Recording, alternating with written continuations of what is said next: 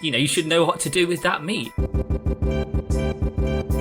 Hello everybody and welcome to another episode of your favourite parenting podcast. This is Overly Honest Dads. My name's Matt and I'm your host, and I'm joined, as always, by my podcast pals Magnus. Hi guys.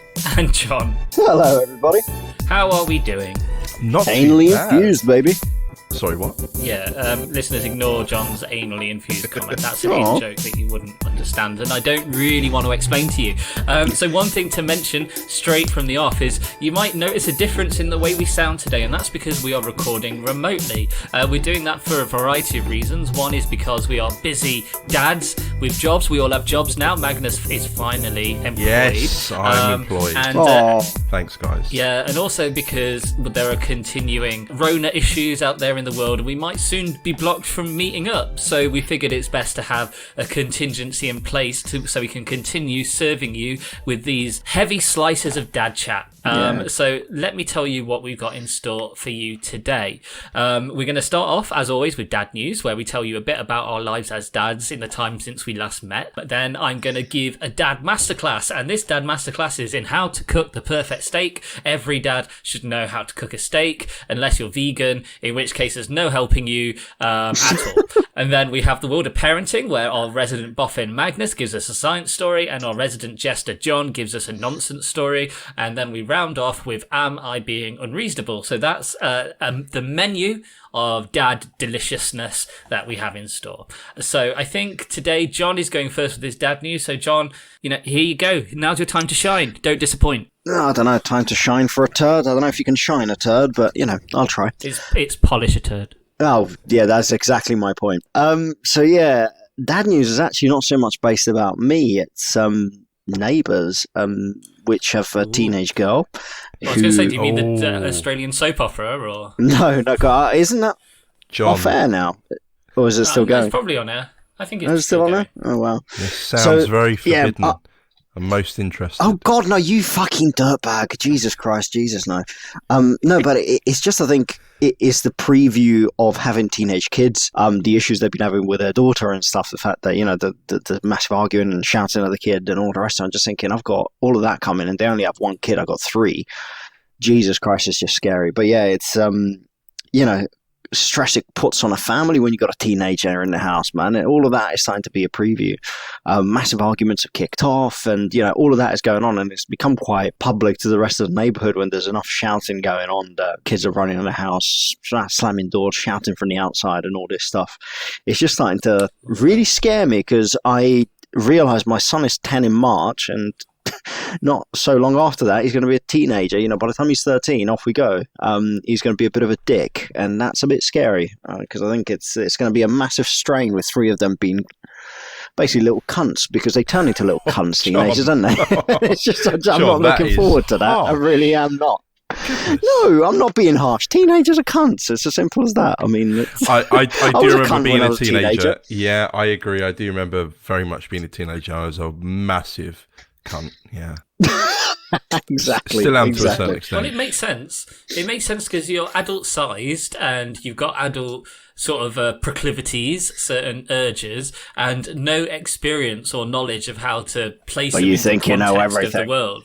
I was a dick as a teenager. Yeah. You still are. Yeah. What? Very mean. But don't you find it interesting, like how the human species are pretty much the only species that goes through puberty, and when we go through it, it's bloody fucking harsh, no? I find it's fascinating how the human species really fulfills the word cunt so well, because no other animal does. It's just, not just when we're teenagers. The praying mantis could be fairly accurately described as a cunt. Yep. Look at him spelling it out to not make us sound cuntish. Well, I have had complaints about our swearing, and of a previous episode, Magnus put that word right up top. I don't know if you listen, John, but it's very prominent, me calling you a C word. I don't regret it, by the way. I don't regret it. It was very accurate. But we shouldn't. We should never regret being cunts. Well, thank you for your dad news, John. Magnus, what are you saying? So, and John, don't call me a lycra cunt, but I've been taking my daughter on You my lycra bike. cunt. we did. Did Are I you say the dad that rode 200 miles on his daughter's bike without a saddle? No, that's not me. I'm sure that would have been really fun. I bought a child seat for her. I got I think it's pronounced Thule. Thule, yeah, that's a brand. Yeah, it's a well-known brand. They make like car racks and whatnot, roof racks, but they also make child bicycle seats. So I got her like a really good child bicycle seat, one that reclines everything in case she falls asleep, whatnot, which apparently is something that they do when they're on bicycles, and it goes up to the age of 6 years or 72 months, as they state. At that stage, will you be using months? Who knows? No, you stop at 2. You stop at 2. You stop at 2 years old. It is annoying already to use months, so I fucking understand it, because they change, like they go from nothing to everything in a couple of weeks. But yeah, so 72 months. And the first time we took her on, she was wailing. She did not fucking like it. She was calling "Mama, Mama, Mama" for I don't want miles. to be a lycra cunt, Mama. Second time I took her out was windy, and she was a bit flustered. But today, when I took her out, and it was kind of getting dark as well. It was fairly late, and I took her out to calm her down, because she hadn't seen or been with Daddy for most of her day, and Mummy was somewhat incapacitated because she's got a problem with her arm right now, and took her out, took her down the paths, the Wandle Trail.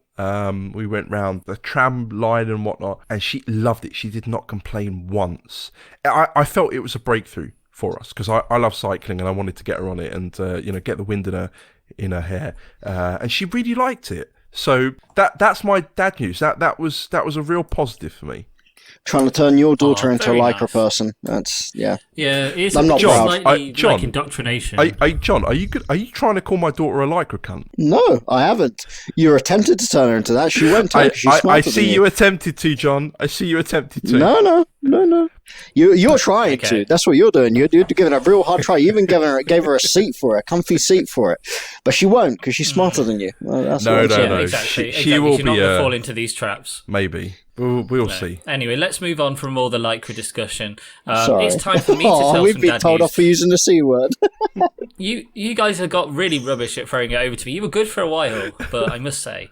Oh yeah, of course. So yeah, Matt. What's your dad Standards are news? slipping. My dad news is really sweet. Thank you very much. It's really sweet and heartwarming. So why don't you listen? You fucking dick. So right tonight, Amelie she was not really going down easy. We put her to bed, and she just wanted to be silly and to play and what have you. So I went in to her Body bedroom, slammed choke slam actually. Gave her some water. We have a bottle of water.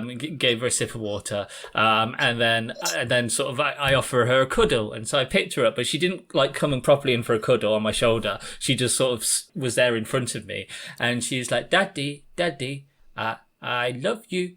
And it was the first time she'd ever said that. Oh, Wow. And I think that she had no idea what she was actually saying, because she's just parroting at the moment. She parrots so well. Like pretty much anything you say to her, she can say back, vaguely accurately. But still, she said those words to me, and that's all that matters. My heart is full. I am a happy man. My child loves me. that's lovely, man. Yeah. That is Very lovely. That happy. really That is. is That really really is. nice. Dad. Yes. So I was happy about that. I mean, there's not a great deal else that's happened since I last saw you guys. I mean, obviously we've been just doing family stuff, hanging out, doing this, that, and the other, having food, having chats. She likes Winnie the Pooh now. She loves Pooh Bear. That's like her new favourite thing. Pooh Bear might overtake the Wiggles at some point. I'm not sure. I'll be really sad if Pooh Bear does overtake the Wiggles, because I come to really love the Wiggles. You love the Wiggles as more than she does, mate. I wouldn't quite say that, but I am a fan. Me and Alex did watch a half an hour documentary on the Wiggles on YouTube the other day, and actually quite enjoyed it, seeing the behind the scenes stuff. And then we watched Emma Wiggle do a makeup tutorial, and so I actually watched that. Can't lie. Could you actually send me the link for that, please? Yeah, sure. You And twat. just in case anyone out there is wondering, yes, Emma Wiggle does wear a wig.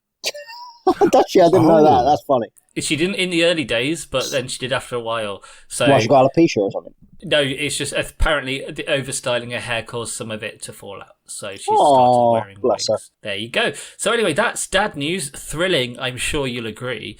We are going to take our customary brief break, and when we return, it's time for Dad Masterclass. You're going to learn how to make a perfect steak. Join us for that in a moment. Bye.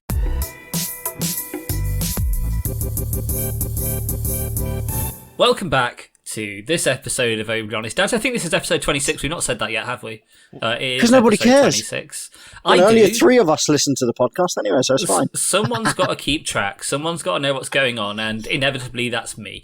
So we are going to do a Dad Masterclass now. So we introduced this segment last week. The idea of Dad Masterclass is that we tell you about a skill that every dad should have, or that we think every dad should have anyway. It could be directly related to parenting, or could be another element of daddom. And this week I'm going to tell you about cooking a steak, because I kind of think if you're a dad, you should really know what to do if you find a piece of meat in front of you. It's just, you should know what to do with that meat. And I used to, in another life, work at a harvester. So between the ages of 16 and 22, I worked in the kitchen at Harvester, and that taught me how to cook a steak. And then since That's then, why Harvester's gone bankrupt, ladies and gentlemen. Is it bankrupt, really? Can we just make reference to Matt saying you need to know what to do with that meat? That was deliberate. I had to mute myself. beat That was that fucking meat, baby. hilarious. I'm sorry. I just feel so juvenile. That was good. Yeah, that was for you, this Magnus. meat? That was for you. And so I'm going to take you through a few, key tips. Now, obviously, there's going to be some debate. Everyone's going to have their own style of doing things. Maybe some people have tips that I've not heard of. That is very possible and indeed likely. So don't take this as being the Bible on steaks. This is just my personal masterclass for you lovely people out there. So the first thing to think about is what cut of meat you want.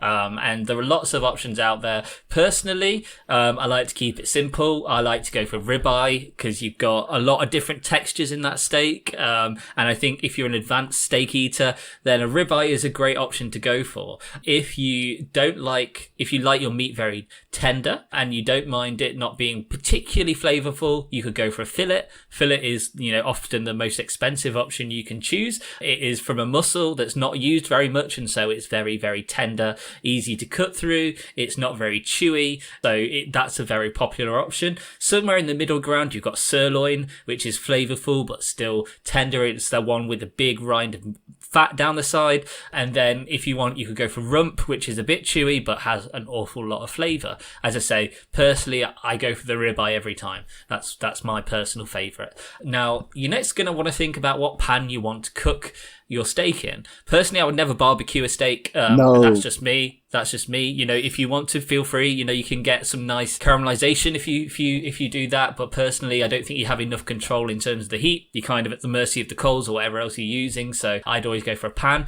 Personally, heavy bottom frying pan every time. But you could also go for a griddle pan or a skillet if that's your thing. Yeah. Personally, heavy bottomed frying pan, heavy bottom. He loves the heavy bottom. Who doesn't? And so next thing, so you've got your steak, you've got your pan. Try to aim to take your steak out the fridge about an hour before you're due to cook it. You want that steak at room temperature. You don't want a cold steak going on a hot pan. It's going to lower the temperature of the pan. It's going to mean you don't get the sear that you want. When you're cooking a steak, you want a nice sear, because where that meat caramelizes, where it gets nice and hot, that's where your flavor's coming from. And so you want to make sure that steak is at room temperature before you cook it. Another thing you want to do before you cook it is to pat that steak, ideally with a paper towel. You don't want moisture on the surface of the steak. You want it dry. And again, that's because it helps the caramelization. So get a bit of kitchen towel, not cheap stuff, because that's going to peel all over your steak, and then you got to peel that off, and that's just a bit messy. So get some good quality kitchen roll, and pat that steak and get it nice and dry before it goes on the pan. Now, you're going to see on some other tips online that you want to put salt on your steak in advance. I'm here to tell you, not a good idea. Not a good idea. Now, Magnus, you're a boffin. What does salt tend to do to moisture? It dehydrates it. It pulls it out, doesn't it? Mm-hmm. Pulls it right out. And what do people love about steaks? What is it that they really like about steaks? The juiciness. It's nice and juicy. Exactly. So why would you put something that takes some moisture out onto the steak? That's a very good point. I've always salted and peppered my steak beforehand for life. I've been doing it since forever. Yeah, Didn't realise. I'll try it the other way. Just before it goes on the pan, and when you're cooking that steak, that salt is going to get cooked nice into there. But if you put it on in advance, it's going to draw the moisture out. Oh, so you mean, okay, no, I don't put it way in advance, but I do put it just before I put it on. Yeah, just before is fine. Yeah. I even do it when literally just before it goes onto the pan. You want a healthy amount of salt and pepper on there because, of course, that's, the basics of flavour, salt and pepper. Can you define the word seasoning? Because people think seasoning a steak, they try and add all sorts of other shit on it, but the reality is seasoning is what on steak? Seasoning is kind of whatever you want it to be, is whatever adds flavour. Salt and pepper, nothing else salt on and pepper fucking on a steak. Yeah. I mean, you can add more if you want to, but I mean, no, I don't really can't. see the point. We'll take you out to a field and shoot you.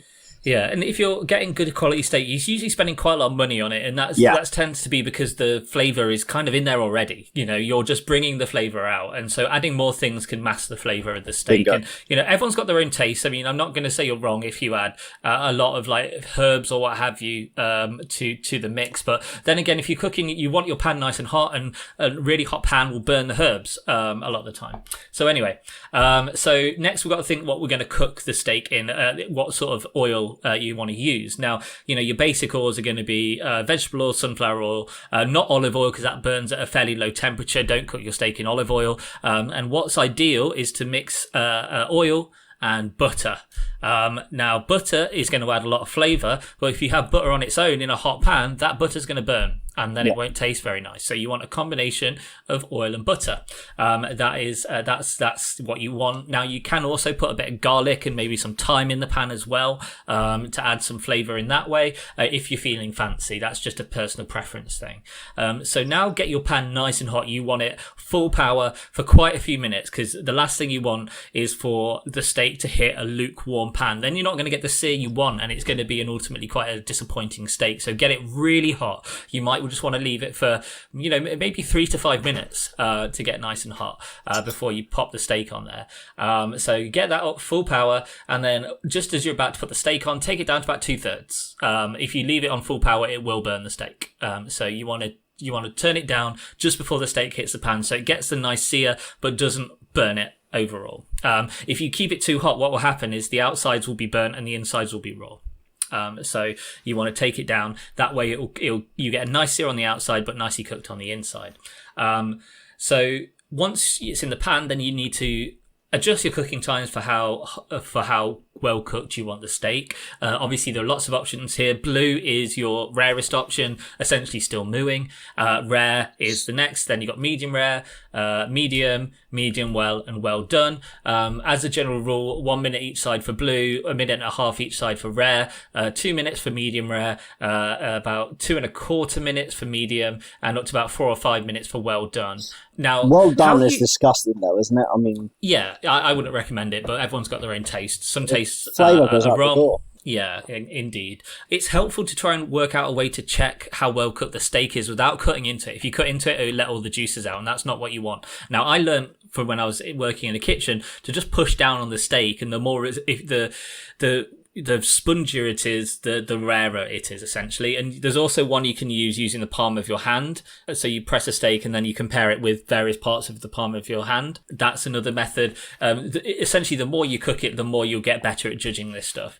The one tip to mention is if you're looking to serve a rare or blue steak, get a plate really hot before you serve it. Maybe put a plate in the oven. If you serve a rare or blue steak, it's not going to stay it's not going to stay warm very long after you finish cooking it. So if you get a plate really warm in advance and pop the steak onto this really warm plate, it will help keep the steak warmer and then more pleasant to eat. That's just something I learned working in the kitchen. And also, don't flip the steak over and over again. You want to just cook it for as long as you need on each side and only flip it the once, ideally, and that will get you better results that way. Now, once you're done, you want to rest that steak. You want to rest it for 3 to 5 minutes, ideally, and then you're all done. And if you want to make a sauce, please feel free to. There's lots of nice sauces out there. You got your classic pepper sauce, your classic blue cheese sauce is one of my favorites, or a red wine sauce. There are lots of options. And once you've rested the steak steak, you'll notice that the plate you're resting it on has some nice juices. You might want to put that into the sauce and make the sauce extra nice and meaty. It's purely up to you. But yeah, that's my tips on how to cook steak. Do you guys have any questions, comments, or anything else before we finish this dad masterclass? Wow, well. You know what? I'd love to have a series of these. I want you to teach us how to cook lamb next. I think agree, everybody man. steak is a I very love open this. thing, but I think lamb is also a nice, interesting one to talk about because it's No, an interesting I meat to think cook. I And I have know to your record passion you for doing cooking. I think I'd this. be quite interested in it. Like the way you described it made me fucking hungry, man. I've got to say, like, I would love to record you doing this, like a video. It's fantastic. I don't even eat steak, and that was tasty. I'm glad you liked it. Yeah, it made me hard, yeah, man. but that's thing. It's made one of those John things hard. that if you work in a kitchen, you can end up doing this stuff a lot, and so you do learn quite a bit. I've never seen that hot plate tip anywhere else. That's just something someone taught me in the kitchen. A lot of the stuff about cooking, a lot of the tips you learn are just from random chefs that you might work with, and you can get some real gold that way. It's a long time since I worked in a kitchen, but you can probably tell by how excited it made me talking about it. That it's a time of life that I So really excited to get you enjoyed. heartburn. Yeah, indeed. Okay, well, if you guys don't have any other comments or questions, then That's beautiful, man. we'll move on, and we'll take a brief break. And when we come back, it's time for the world of parenting, where I shut up and you guys talk. Yes. So we'll see you in just a second. Wonderful. Bye-bye.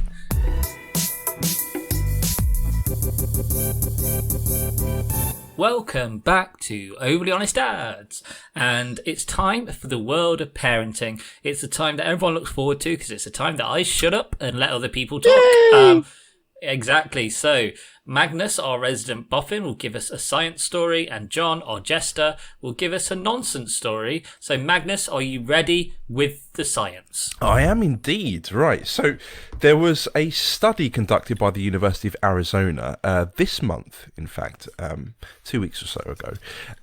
And the title of the study was Perfectionists May Be More Prone to Helicopter Parenting, and Parents with Perfectionist Tendencies May See Their Children's Success as a Reflection on Them. Now, I think, guys, we're both familiar with helicopter parents and parents that seem to live their lives vicariously through their children.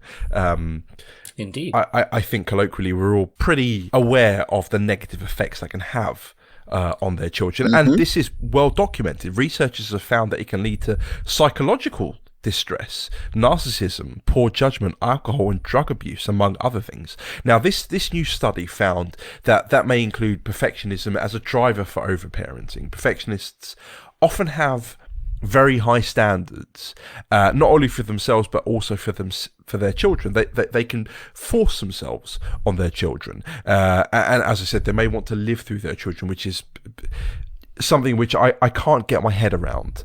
Now, additionally, Or their failures, they need to make it up, don't they? potentially, yeah, it could be that they're failures as well. Maybe they weren't able to be a doctor and they want their children to be, so they can live that dream through them. Now, another comorbidity is that anxious parents may also be prone to parenting.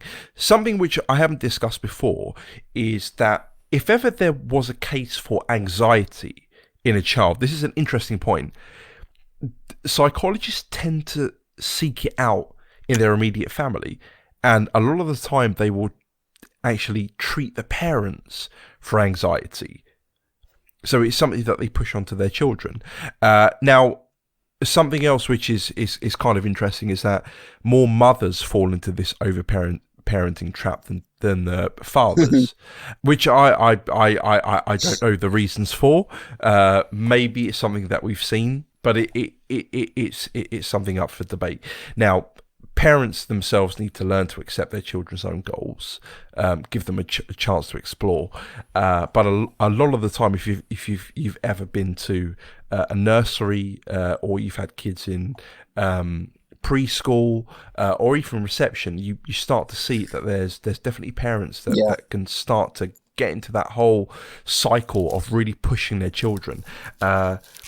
We may have seen, for example, in America they have softball, and they will have the Sorry, they have what? Softball. Soft what? Softball. Oh, I thought you said something very different. Softball, which is I think. So you need to pronounce your B's a bit harder. Softball, like a bowl. It's I would say the UK equivalent is rounders. Mm-hmm. Yeah, is that indeed. right? And they'll have outside of the fence, they'll have a picture saying that these are only children. You need you know, don't get too stressed out. These are only children. Yeah, and parents like that are idiots, though. Sorry, they are. Really gets on my nerves. I remember I used to play. No judgment here. Yeah, no, absolutely. I remember I used to play cricket when I was like 10 years old, and I played for the county. And you would have parents that were just over the top, really, really over the top, you know. But it's not just sport; it's in a lot of things. It depends on the parent themselves where their forte is, and that can be really damaging to the child. So yeah, I thought it was an interesting study and something that we all have experience in and pretty much can assume. Yeah, it's annoying though, isn't it? I don't know. I know you say we don't pass judgment, Matt, but God, people like that try and force their children down a certain route so much and expect so much from them, especially at a young age. I just think it's just horrible. Just not a very nice way to parent.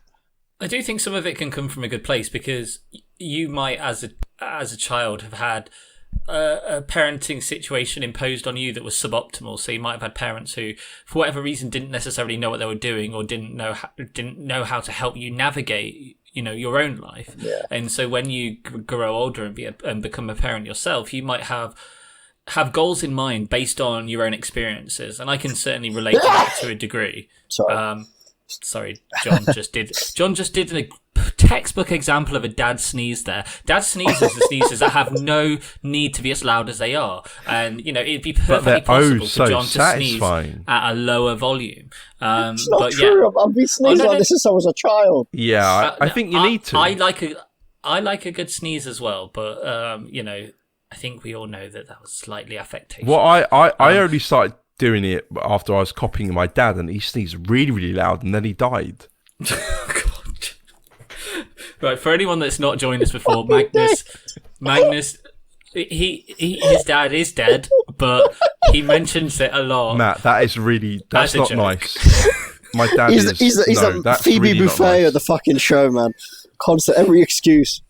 And yeah, anyway, you can't say my dad John, is dead. How do you know? Because you mention it every week. He is dead. Yeah.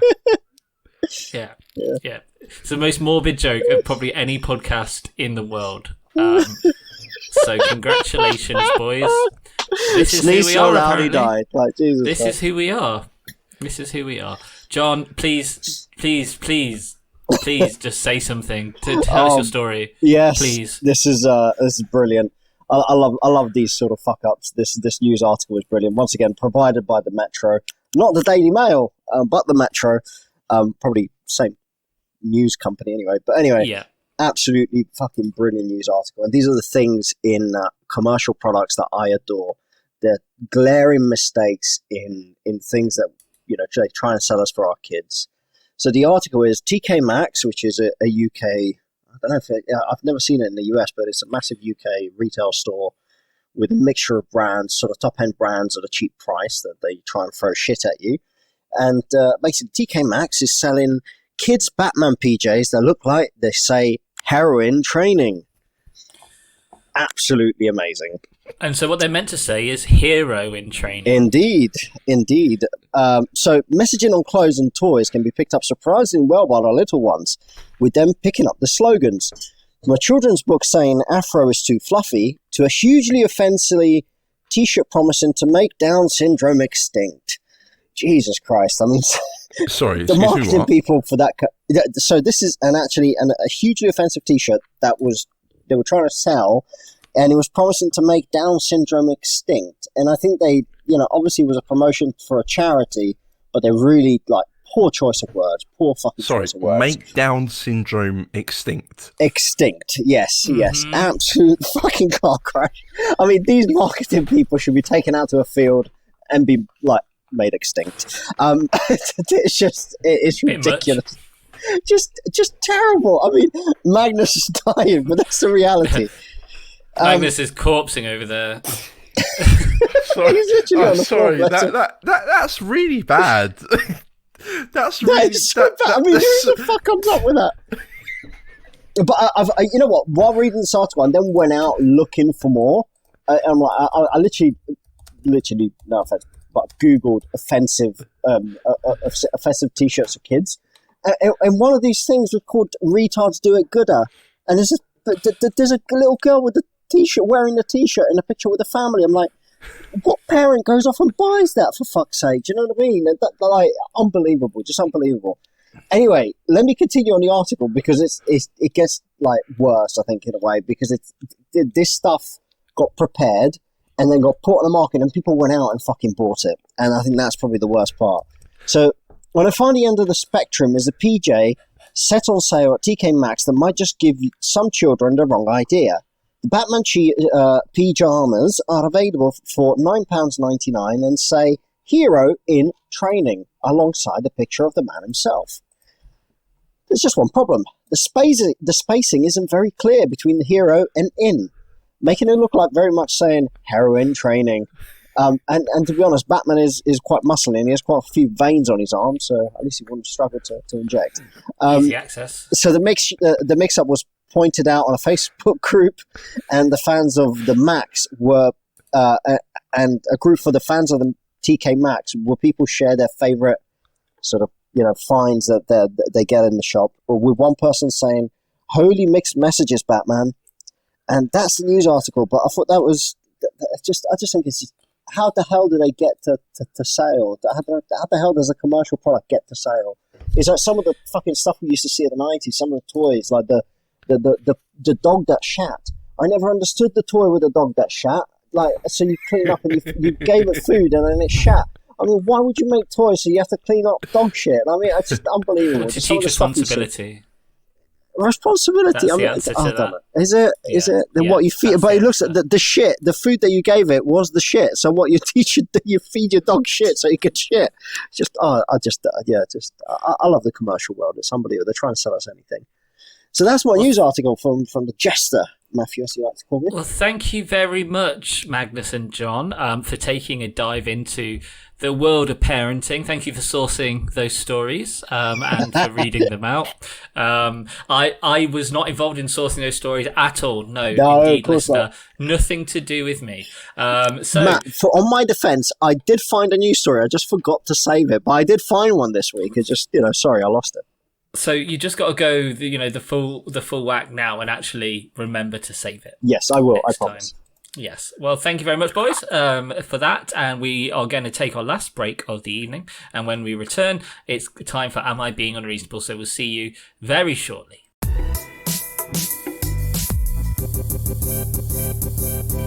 Welcome back to the final segment of episode 26 of Overly Honest Dads, and so it's time for a bit of Am I Being Unreasonable? For anyone joining us for the first time, this is where we read out some posts from Mumsnet, from specifically a board that's called Am I Being Unreasonable, where people post up issues that they face and they ask the general public to weigh in on whether or not they're being reasonable. So we give our thoughts on that and we share it with you lovely people out there in the world. So I've selected, I think 5 or 6 to go through. The first of the posts is from a poster called Crouton Crab. That's Crouton Nice. Crab.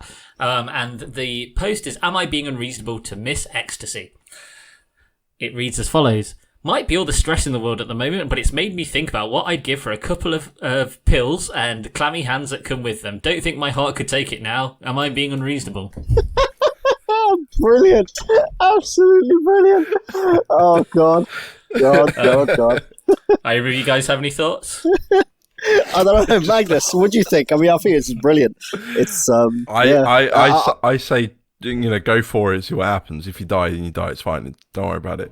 You'll have a good time while dying. So the one thing I will say as a former drug addict is that when you have kids and you have life insurance, if you were to die under the influence of a Class A drug, life insurance doesn't pay out. So I really, really don't recommend doing drugs and dying. If you have a bad heart or anything like that, don't do drugs, because if you die, your life insurance will not pay out and your kids will be fucking destitute. So don't do that.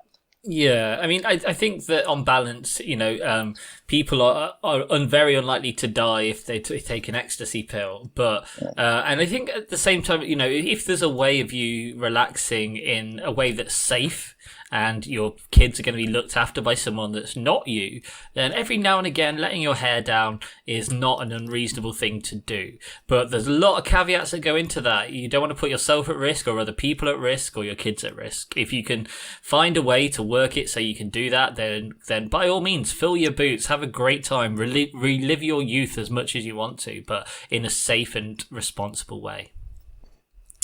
Very pragmatic. Anything to add before we move on?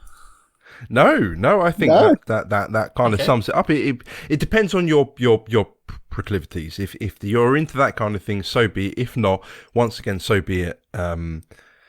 However, he was obviously very much into it back in the day.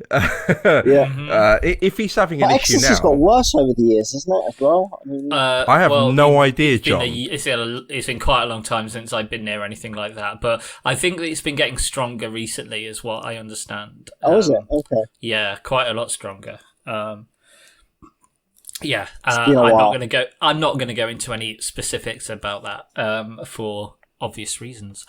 So the next post is from a poster called Thou Shalt Not Break, and the subject line is, Am I being unreasonable to be unsure about my husband's different level of ambition/motivation? The post reads as follows. When I met my husband, we were young and both had busy, full lives. 15 years later, I feel like we've fallen into a rut. Not in our relationship, but in terms of life motivation. For the past few years, my husband has been slowly less and less motivated to do anything. His life is just his phone, a job he doesn't particularly like, and he just does nothing. I find this really difficult. We had so many plans to travel, days out with the children, plans for home improvements. I would like to go on for further study, etc. It just seems so difficult to get anything done and live the life I wanted for myself, for us or the children. I'm usually such a positive person, but this is really dragging me down with it. Am I being unreasonable? Talk to him. Again, talk to him. Why the fuck are you telling the internet, you stupid twat? Anyway. If they didn't tell the internet, we wouldn't have a segment, John. I know, sorry. But this is the point. It's like a lot of these things are just like... Engage with the post. Engage with the post. So the engagement with the post is that as you get older, you get a little lazier, and you just need to talk about it. I do think it's easy to just sort of take your foot off the gas, male or female. I think initially when you're young, you have all these things you want to do and all the rest of it, and then you get in a lull of life when you have kids, and it's a routine of things, and it's just sort of shit that happens. Sadly, it's the way life goes. Yeah. Now you can try and keep it interesting, but you need to talk about it and make plans together and push each other. Exactly, but that's the thing, you need to push each other, and if someone has somehow fallen into a rut, it makes sense to try and get them out of that rut, because if you both fall into that same hole, you're both going to have a bad time of things. You need to challenge each other and make sure you're working in a common direction. Yeah, I think. Yeah, that's true. I agree. Magnus, any thoughts? No, I agree. It's something which you may need to form a compromise on as you get older, but it's... I don't know if I agree with you, John, that as you get older, you just become lazy. It's not always like that. No, you've just been lazy since you were young. It's different, Magnus. I think it's... Well, it's true. I enjoy being lazy. I work hard to do nothing. I work hard to do very little. It's the way forward. I think John's going. Anyway, so the next post is from a poster called Somewhere Over the Rainbow 85. And the title is Am I Being Unreasonable Husband's Instagram? Not a great title. And didn't put an apostrophe between the D and the S of the word husbands, which is, concerning. Cardinal sin right there. The post reads as follows. My husband has Instagram and I don't. He left his laptop open the other night and I saw a half-naked model on there. Model, in inverted commas. Scrolled down and he follows lots of them, all having similar, shall we say, attributes that I don't have. It's really wound me up and knocked my confidence. Am I being unreasonable? No, I understand that. If you're okay, as men, we're not as susceptible to that because we are the ones. The straight men. Straight men, yeah. We're the ones that are born into perversion. I suppose actually not just straight men. Well, it depends what you're into, but men typically are the ones that are the perverted side of the relationship. Women are a little bit more meek when it comes to that kind of thing, and it's true. You can say what you want, like 2020, but it is the case. And if she was to understand or know of what her partner has actually looked at over the years, then she would be shocked. She'd be stunned for days, essentially. But men have seen things that would shock women. Yeah, personally, I think that's a slight generalization. I think there are, it's capable. There are women out there who, see a lot of shocking things, and it's, it is what it is. But if you were to generalize, then it usually is kind of. See, I don't agree. I think men are fucked. Yeah, but I think we're more exposed to fucked up things than women are. I think that's probably why we're fucked. In a very young age, I think it's. I remember my uncles were always like, "Oh, so do you like big tits?" Like when you're like 5 years old, you remember your uncles talking about, "Oh, you like big tits," and Sorry, what? You don't see aunties going off to little girls. "Oh, do you like big penises?" What? No, but it's true. Like this sort of shit, like men say to kids, like, that's not normal, look, he's John. hugging her because he likes her boobs. You like It's not stuff normal, like that. John. Yeah, I think we need to talk about that offline, John. Yeah, I think that's an offline conversation. Anyway, let's move on from this one. So the next one is from a poster called I don't know if I can pronounce that. Del Alama Mama. I'm just going to give up at that point. Am I being unreasonable to think this is one of the reasons we have an obesity problem? So the post reads as follows. Friend on Facebook has put on 2 stone in the past year. She posted a selfie the other day with a statement saying how she's finally learning to love herself. She might not be perfect, but it's her body and she loves it. She's on the verge of being obese and suffers with chronic backache. Of course, she has comments saying, "Looking good, hun, you beauty," etc. I've noticed quite a lot of younger ones doing this be fat and proud crap. Am I wrong to think that this, along with many other things, is why we have an obesity problem? That's brilliant. Oh, you're looking lovely, darling. I could park a plane on your ass. Like, I have an issue with obesity like there's no tomorrow. I think that's. I can't comment on this one. Yeah, I must admit, it's quite a big topic. Fucking huge one, mate. It's thick as blood and cholesterol, mate. It's a difficult topic to pick up. Just for the, obviously, quality acting, you have to be fair to everybody, and it's, people's choices in lives. That being said, people are killing themselves because they're literally killing, and Corona has now shown that massively, because the highest amount of deaths in Corona is the obese population, the older population. Getting old is not a choice. You get old. Being obese is a choice. You can stop eating. I was fat. I stopped eating and I lost weight. It's just choices you make, and I think it's a difficult one. I think with regards to people posting the stuff on Instagram, I just unfollow their fucking page and move on. Well, I do alone. think that being obese is a little bit more complicated than that. It's definitely a mental illness. When you get to a stage where you're okay, so to get fat. If you're eating as a man, you need to eat. No. But what I mean is, if you're eating your 2,500 calories a day, like as an average 5'10" man, right? And you're eating your 2,500 calories a day, then in order to get fat, you need to have a calorific surplus. Yeah, we can agree upon that. Calories in, calories out. If you are gaining fat, if you're getting properly big, then your calorie surplus needs to be sustained and it needs to be large for it to be noticeable. So, what is it? 1 gram of fat is 9 calories, right? Or 3 calories. I can't remember what it is. But you need to be overeating by a significant amount every day, consistently, for a long time. Yeah? And that takes serious effort, and most people can't do that. Most people are not fat. Most people are kind of chubby, but I mean fat, yeah? To get to that stage, that's a serious mental illness. No? I think that's a controversial statement, and one that we probably don't have time to really do justice. Because it is a big subject. In the form of this segment, I should probably not have gone into this subject. To be fair, knowing Magnus, you know as our I thoughts do. on the fatness. Anyway, so let's do the last one for today. So this is from a poster called Red Rum 2020, who I think we might have had before. That name rings a bell. And the title of the thread is Silent Treatment. So the post reads as follows: how do people deal with the silent treatment? It's become increasingly more regular that if I have any disagreement with my husband, he completely cuts me off. It's got to a point where he even stays away from me.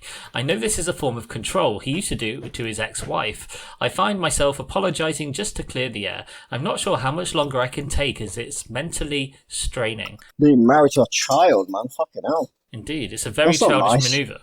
It's a very childish maneuver, and it's not very nice. I'll just smack him in the dick. But he may be impulsive. He actually may have a condition which encourages it. If he's someone to want to really talk over people, put his point across, he may be thinking too fast, and he doesn't have that ability to stop and think beforehand. It could be a number of things, but I wouldn't write it off as being a dick. It could be.